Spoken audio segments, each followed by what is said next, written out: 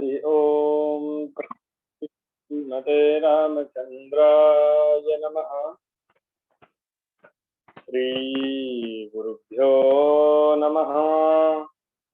अस्मत्सर्वगुरुभ्यो नमः। तवास्मि जानकी कांत कायेन मनसा गिरा रामकान्ते तवैवास्मि युवामेव गति मम।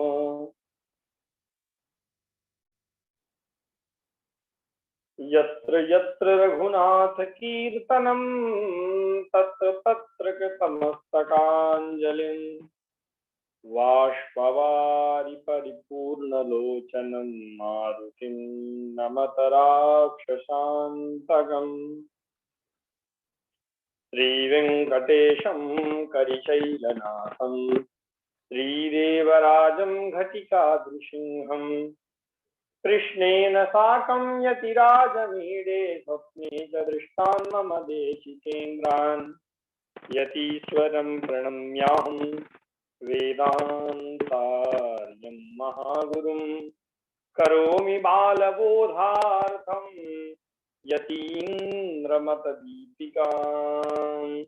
सीतानाथसमारम्भाम् श्रीरामानन्दार्य मध्यमाम् अस्मदाचार्यपर्यन्ताम् वन्दे गुरुपरम्पराम्। अखिल हे प्रत्यनीत कल्याणैकतां समस्तवस्तुलक्षण राजराजेंद्र कौशल्यानंद वर्धन भगवान श्री राघवेंद्र सरकार की प्राणवल्लभा जनकजा भगवती श्री किशोरी जी की अहेतु की कृपा के फलस्वरूप अनंत बलवंत राम कथा के रचित श्री हनुमानजी महाराज की अध्यक्षता में मानव जीवन को चरितार्थ करते हुए हम और आप भगवान के दिव्य स्वरूप का चिंतन करते हुए तरंग भूत प्रकृति निरूपण के क्रम में पंच महाभूतों के क्रम में पृथ्वी के निरूपण पर आगे बढ़ रहे हैं। ग्रंथकार ने कहा कि अपृथिव्योर मध्यमावस्था विशिष्टम मध्यम गंधतन मात्रम। अप अर्थात जल, जल और पृथ्वी के मध्य अर्थात बीच की जो अवस्था है उसी अवस्था का नाम गंधतन मात्रा है और उसी गंधतन मात्रा से पृथ्वी प्रकट होती है। विशिष्ट गंधवत्वम और रसवत्वे सती अनुष्णाशीत स्पर्शवत्वम, इस प्रकार के दो लक्षणों की कल्पना ग्रंथकार ने यहाँ पर की। एक तो कहा कि विशिष्ट गंधवत्वम, गंध तो सब में है लेकिन एक विशिष्ट गंध से युक्त जो द्रव्य है उस द्रव्य का नाम पृथ्वी है। और गंध होते हुए रसवत्वे सती, जो रसवती है, अनुष्णाशीत स्पर्शवती है। रसवत्व केवल कह देंगे तो जल में भी चला जाएगा। रसवत्वे सती अनुष्णाशीत स्पर्शवत्वम जो कह दिया तो अनुष्णाशीत स्पर्श कहने से जो अनुष्णाशीत स्पर्शवती होते हुए रसवती है वह केवल पृथ्वी है। और केवल अनुष्णाशीत स्पर्शवती कह देने से अनुष्णाशीत स्पर्शवत्वम पृथ्व्याः लक्षणम, यदि ऐसा कहेंगे तो वायु भी अनुष्णाशीत स्पर्शवान है। इसलिए यहाँ पर ग्रंथकार ने विशेषण विशेष लेकर के रसवत्वे अनुष्णाशीत स्पर्शवत्वम ऐसा लक्षण किया। उसी पृथ्वी का निरूपण करते हुए कहा कि साधु विधा, वही पृथ्वी दो प्रकार की है। सुरभि मधुरा कृष्ण रूपा अनुष्णाशीत स्पर्शवती, वह पृथ्वी जो है गंधवती है। गंधवती होते हुए मधुर रस वाली है, कृष्ण रूप वाली है, कृष्ण रूप विशिष्टता। और अनुष्णाशीत स्पर्शवती, न ठंडा न गर्म, पृथ्वी का जो मूल स्वभाव है, जो उसकी प्रकृति है न तो वहां ठंड है न तो गर्म है, बस स्पर्शवती है। उष्ण द्रव्य के संयोग से उष्ण पृथ्वी हो जाती है और शीत द्रव्य के संयोग से पृथ्वी शीत हो जाती है। ऐसा ग्रंथकार ने यहाँ पर निरूपण करते हुए कहा। यत् कृष्णम तदन्नस्य, इस स्मृति के प्रमाण से भी पृथ्वी में कृष्ण रूप स्वीकार किया जाता है। विजातीय तेज संयोग से विभिन्न प्रकार के पाक से पृथ्वी में नाना प्रकार के रूप देखे जाते हैं। पाक के द्वारा ही रूप परिवर्तन इत्यादि की प्रक्रिया को नैयायिकों ने भी स्वीकार किया है, परंतु पृथ्वी में जो मूल है, ऐसा विशिष्टाद्वैत सिद्धांत में वर्णित है कि वह मूल पृथ्वी का जो स्वरूप है कृष्ण रूप ही है। विजातीय द्रव्य संयोग के कारण उसमें इस प्रकार के रूप की प्रतीति होती है। स्वाभाविक रस की बात करें तो पृथ्वी में माधुर्य है, सुरभि मधुराचल। यहाँ पर भी विजाति के संयोग रूप विभिन्न पाकों के द्वारा जब द्रव्यांतर का संयोग होता है तो उसमें अन्य अन्य रसों की भी प्रतीति होती है। कहा पृथ्वी का स्वरूप क्या है? कहा मृत पाषाण अन्न औषधादि बहु प्रकारवती। मृत माने मृत्तिका, पाषाण अर्थात पत्थर, अन्न और औषधि, इतना तो कह दिया। आदि एतद गुण एतद रूप और एतद समानाकार प्रतीति विशिष्ट जो होंगे वे सब पृथ्वी ही हैं। और शब्द स्पर्श रूप रस गंध गुण का धारण हेतु, शब्द स्पर्श रूप रस एवं गंध इन 5 गुणों वाली पृथ्वी है। तम का पृथ्वी में ही अंतर्भाव होता है। तम अर्थात अंधकार, क्योंकि वस्तुतः यदि कहा जाए तो आलोक का अभाव मात्रम तमः, आलोक अर्थात जो प्रकाश है उस प्रकाश का अभाव मात्र ही तम अर्थात अंधकार है। न द्रव्यांतरम इत्यादि पक्षानि दस्ताः, कोई विशेष द्रव्य है इस प्रकार का जो एक अन्य द्रव्य मानने वाले थे उनके मत का यहाँ से खंडन हो गया।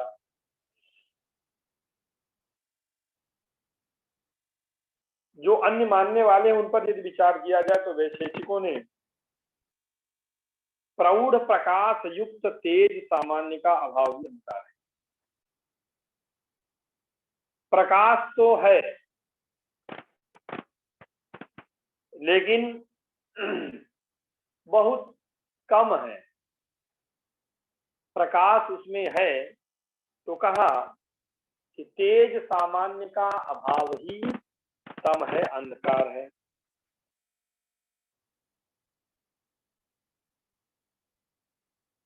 दूसरे लोगों का कहना है कि बाहर प्रकाश रहने पर भी यदि नेत्र को बंद कर लिया जाए, मीच लिया जाए, पलकों को गिरा दिया जाए, सबको अंधकार प्रतीत ही होता है। इसलिए रूप की प्रतीति का अभाव ही अंधकार है। किसी भी प्रकार के रूप की प्रतीति का न होना यही अंधकार है। अंधकार इससे इतर कोई विशेष अन्य पदार्थ नहीं है।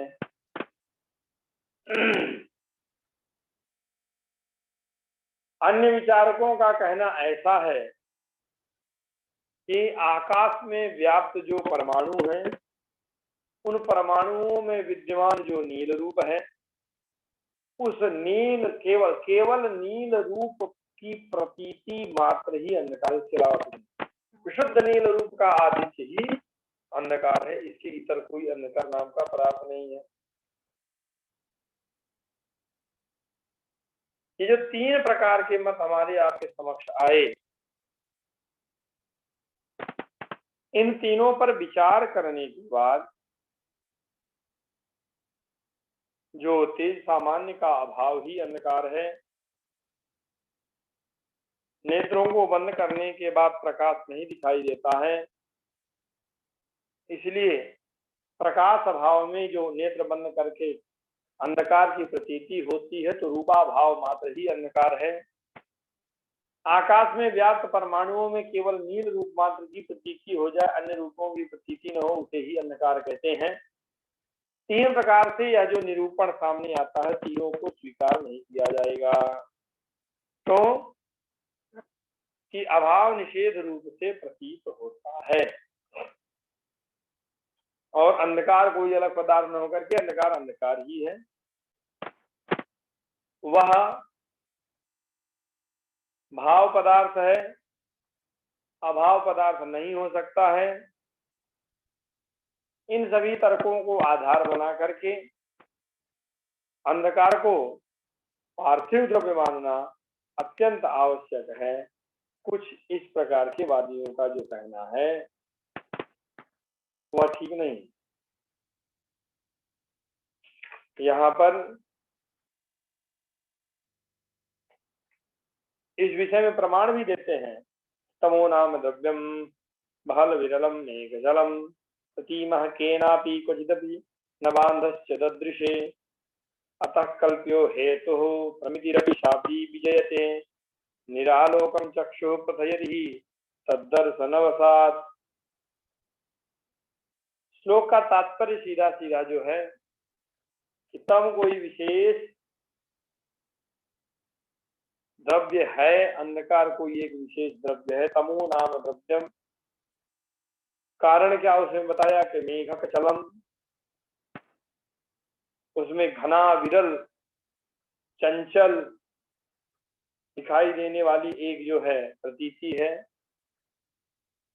और इस विषय में होने वाली प्रतीति का कभी वाद नहीं हो सकता।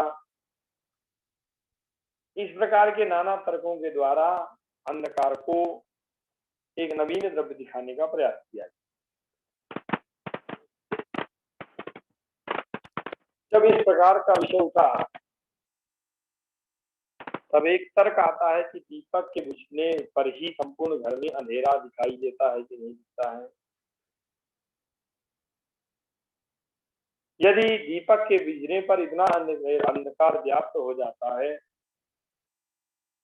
कोई न कोई तो कारण होगा। इस प्रकार की अवस्था में इसका कोई न कोई तो उत्तर होना चाहिए, और इसी बात को लेकर के इसी तर्क के आधार पर यह बात सामने आती कि जिस प्रकार दीपक के जलते ही संपूर्ण घर में व्याप्तित्वेन जो अंधकार है, दीपक के बुझते ही संपूर्ण गृह में वह व्याप्त होकर के अंधकार तो हो जाता है, लेकिन दीपक के जलते ही उसका नाश हो जाता है, यहाँ तक प्रकाश रहेगा।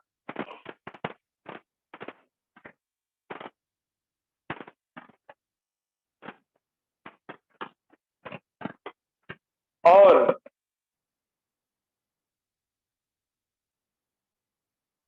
इन सब बातों को लेकर के ग्रंथकार ने आगे कहा, अनुभवानुसार आलोक रहित चक्षु अंधकार द्रव्य को उसी प्रकार प्रत्यक्ष कराता है जैसे आलोका भाव प्रत्यक्ष कराता। आलोक रहित चक्षु माने जिसको प्रकाश नहीं है, उस प्रकाश से रहित अंधकार से संबंधित जो चक्षुरेंद्रिय है, नेत्र है, द्रव्य को इस रूप में परिणत करने का प्रयास करती है, और आलोक के रहने पर प्रत्यक्ष करा देती है। आलोका भाव रहने पर वह प्रत्यक्ष नहीं होता है। इस आधार पर तम का अभाव ही द्रव्य के रूप में एक सिद्ध स्वतंत्र प्रकाश द्रव्य स्वीकार किया जाए, तेज, और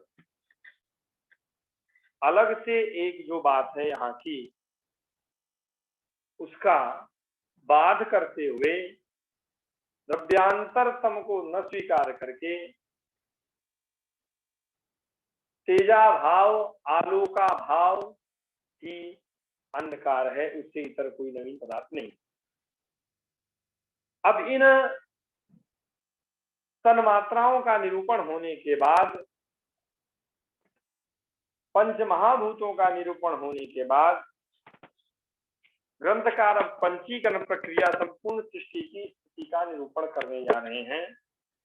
भूतेषु सर्वत्र पंचीकरण प्रक्रिया शब्दादी नाम गुणानाम उपलम्भः। पंचीकरण प्रक्रिया के कारण ही सभी भूतों के गुण विद्यमान रहते हैं।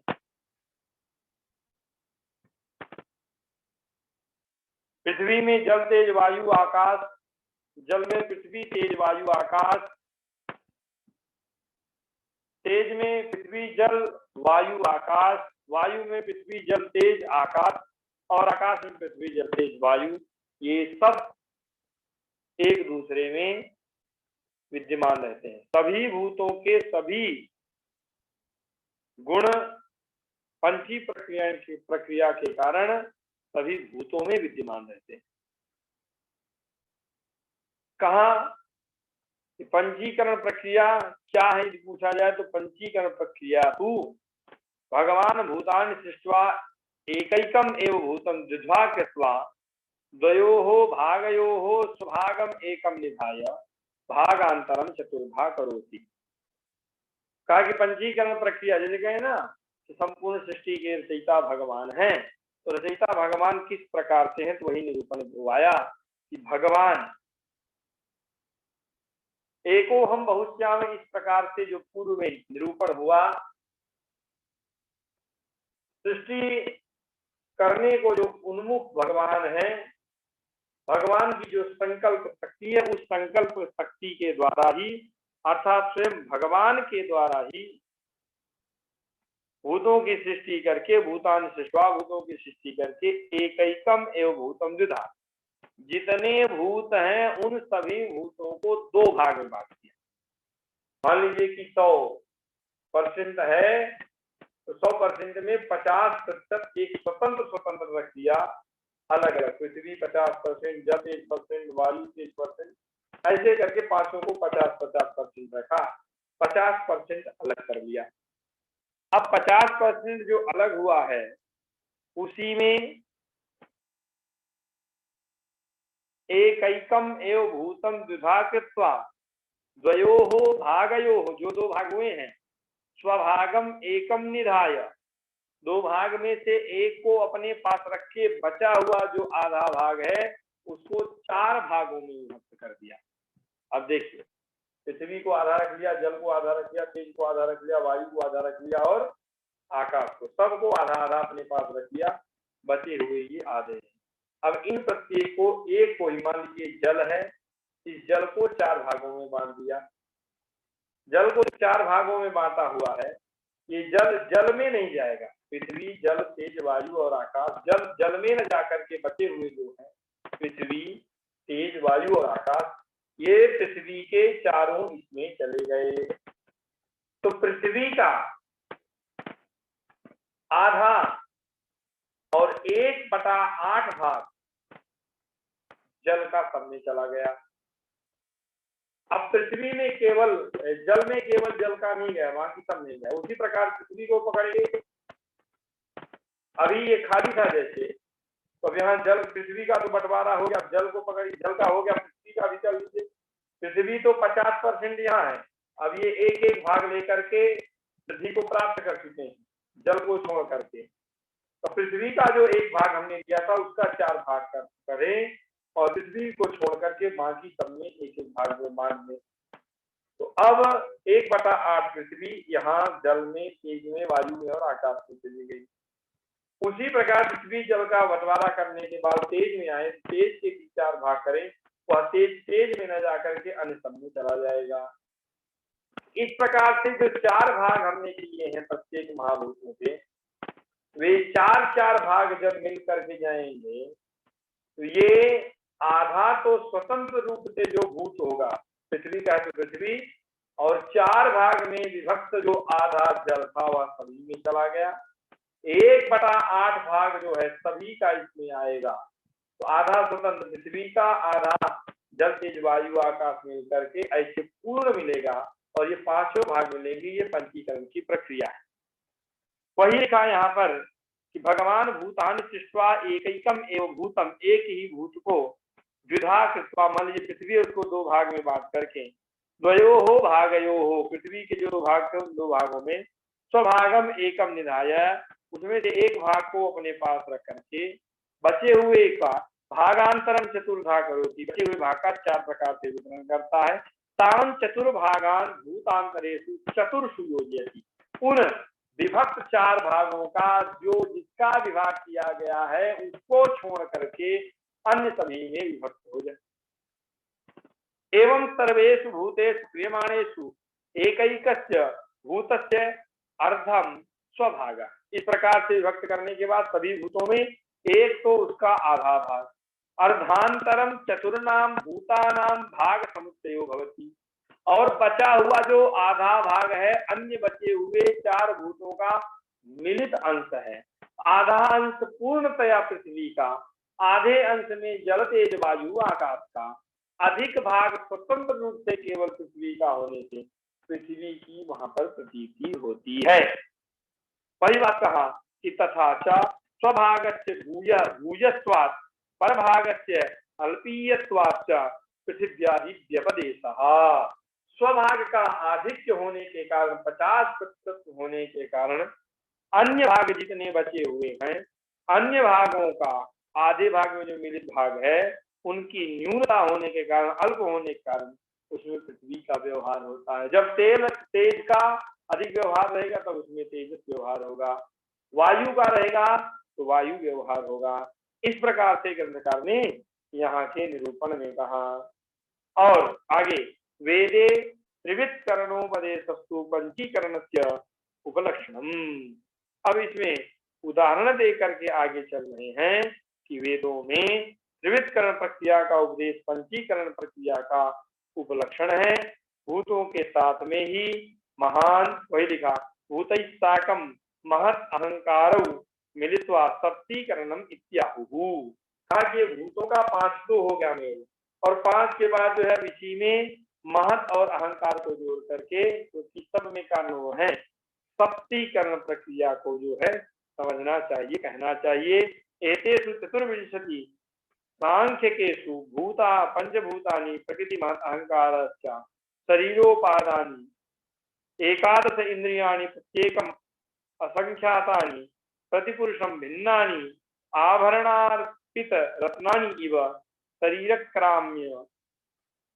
शरीरम आक्रम्य तिष्ठन्ति, अर्थात कहा कि प्रकृति ने जो 24 तत्व कहे हैं उन 24 तत्वों में पंचमहाभूत प्रकृति, चतुर्विंशति सांख्यकेषु बता रहे हैं पंचभूतानि 5 महाभूत, प्रकृति, महत, अहंकार, ये स्पष्ट रूप से कहा ये सब शरीर के उपादान कारण है। जो एकादश इंद्रियां हैं ये इंद्रियां प्रत्येक जीव की अलग अलग होने के कारण असंख्य है। और लिखा कि आभरणार्पिता रत्नानि इव शरीरम आक्रम्य तिष्ठन्ति, कहा कि आभूषणों में जड़े गए रत्नों के समान ही ये शरीर में व्याप्त होकर के रहती हैं। शरीरम तिष्ठन्ति, इस प्रकार से ग्रंथकार ने यहाँ पर पंचीकरण प्रक्रिया का निरूपण किया है।